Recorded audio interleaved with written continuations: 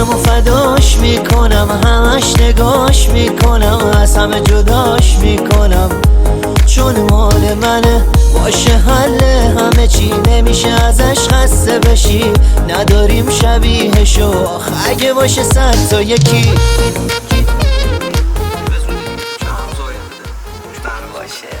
اومدم پیش احسان آران عزیز تک آهنگ جدیدش رو گوش بدم، جونمو فداش میکنم. آهنگش خیلی قشنگه. مرسی. نه جدی ها، نظرت خیلی واسم مهم بود. قربونه. دیگه ببین جوش فدا میکنی یا نه.